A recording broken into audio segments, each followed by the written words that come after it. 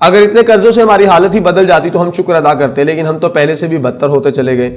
اس کی وجہ تھی کہ ہم نے ان لیڈروں کو اپنے آقاؤں کی طرح تسلیم کیا۔ ہم بحیثیت قوم دو بڑے اور چند چھوٹے چھوٹے مفاد پرست گروہوں میں تقسیم ہو گئے۔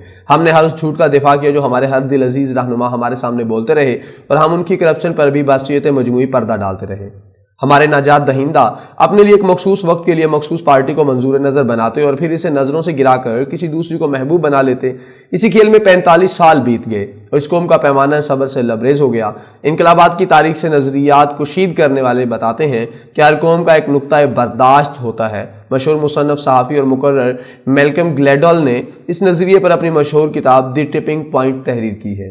اس کتاب کا ثانوی عنوان ہے کیسے چھوٹی چیزیں بہت بڑا فرق پیدا کرتی ہیں۔ اس کتاب کا نچوڑ یہ ہے کہ کبھی کبھی ایک چھوٹا سا واقعہ بھی بڑے بڑے سانحات اور انقلابات کو جنم دے دیتا ہے۔ ایسا بظاہر بہت ہی عجیب لگتا ہے، لیکن ہوتا یوں ہے کہ کئی سالوں کا جبر، کشمکش اور اذیت جمع ہوتی رہتی ہے، اور جب عوام کی قوت برداشت ایک ایسے نقطے پر آ جاتی ہے تو پھر ایک چھوٹا سا واقعہ ہی انہیں فوراً مشتعل کر دیتا ہے۔ اس کی مثال یوں ہے کہ آپ ایک گدھے پر مسلسل بوجھ لادے جاتے ہیں، ایک ایک لکڑی کر کے 1000 لکڑیاں تک لاتے ہیں اور وہ برداشت کر لیتا ہے، لیکن جیسے ہی آپ 1001 لاتے ہیں تو وہ ہڑبڑا کر سب کچھ گرا دیتا ہے اور مزید بوجھ اٹھانے سے انکار کر دیتا ہے۔ پاکستان کی تاریخ میں 10 اپریل 2022 اس نقطہ برداشت کا دن تھا، اور 2023 اس یقین کا سال ہوگا کہ ہم اب اس قابل ہیں کہ سب کچھ بدل سکتے ہیں۔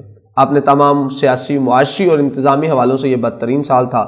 صرف دہشت گردی کے واقعات میں 4 گنا اضافہ ہوا۔ پورے ملک میں 376 دہشت گرد حملے ہوئے، جو کہ گزشتہ کئی سالوں کے مقابلے میں کہیں زیادہ تھے۔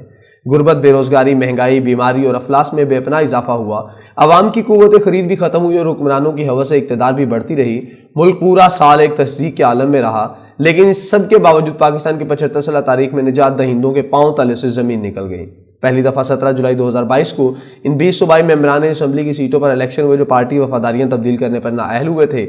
یہ سیٹیں کبھی نجات دہندوں کے کنٹرول میں ہوا کرتی تھیں، وہ جسے بخش دیتے تھے اس کی حکومت بن جاتی، لیکن اس دفعہ یہ کنٹرول عوام نے ہوا میں اڑا دیا۔